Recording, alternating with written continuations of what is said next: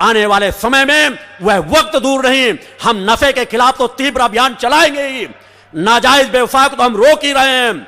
आने वाला वो समय होगा कि इस देश को पूर्णतः नफे और मांस से मुक्त कराना है। कैसे राजनेता हैं, देश को ठेके राजस्व मिल रहा है, एक एक जिले से 50-50, 60-60 करोड़ लूट रहे हैं। आपके बच्चों को शराबी बनाने के लिए, आपके पतियों को शराबी बनाने के लिए शराब की ठेके की दुकानें प्रशासन द्वारा चलाया जाता है। ऐसे राजनेता यदि नीति बनाते हैं तो देश के हितैषी नहीं बल्कि देश के गद्दार हैं। हमारे देश के युवाओं को जगह जगह ठेके खोल करके शराब पिलाई जाए। अरे मैं कह रहा हूं कि राजस्व की कमी नहीं, ईमानदारी से अपना कार्य करो। समाज से अगर और कर वसूलोगे तो हफ्ते हफ्ते लोग और कर देने के लिए तैयार हैं। इस देश में धन और संपदा की कमी नहीं, मगर वह जायज ठेके भक्ति मानव कल्याण संगठन दृढ़ संकल्पित है कि आने वाले समय में एक एक प्रदेश में अपनी तीव्र गति की आवाज उठाएगा और वह आवाज इतनी बुलंद होगी कि राजनेता बाध्य होंगे वह नफे के ठेके देने के से रोकने के लिए। जिस देश के करोड़ों करोड़ों लोगों को रोज शराब पिलाई जाती हो और फिर भी कहा जाए हमारे भविष्य हैं, 8वीं कक्षा में 10वीं कक्षा में जाने वाले बच्चे नशे मांस से लिप्त हो जाते हैं, नशे में धुत होते हैं, शराब की बोतल पी करके आएंगे और घरों में आकर के महिलाओं के साथ अत्याचार करेंगे, मारेंगे पीटेंगे, बच्चों को घरों से निकाल देंगे। किस तरह होगा देश का विकास? जिस नारी के गर्भ में आने वाला भविष्य पलता है उस नारी का अपमान होगा, उस नारी का शोषण होगा, उस नारी को शराबी उपयोग करेगा तो किस तरह के बच्चे उनके परिवार में जन्म लेंगे। मगर दुर्भाग्यवश हमारे देश के राजनेताओं की आंखें नहीं खुलती और खुलेंगी कैसी? क्योंकि आज जितने राजनेता हैं उनमें अगर मैं कहूं तो 75% व्यक्ति या तो शराबी हैं या कहीं भ्रष्टाचारी हैं या आपराधिक हैं।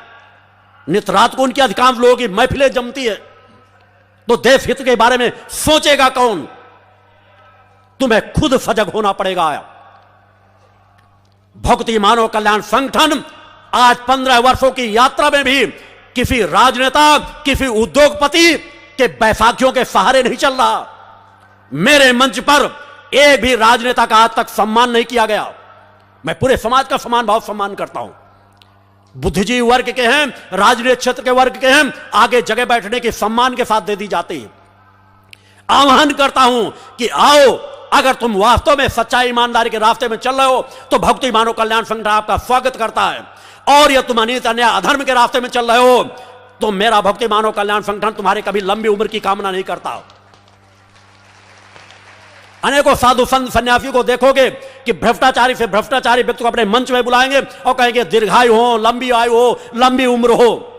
मैं कहता हूं ऐसे लोगों की जितनी अल्पायु हो, दुर्घटनाओं के शिकार हो, वैसे तो आतंकवादी कोई हमला ना करे, मगर यह हमला कहीं हो ही जाए तो राजनेता मारे जाएं, आम पब्लिक ना मारी जाए।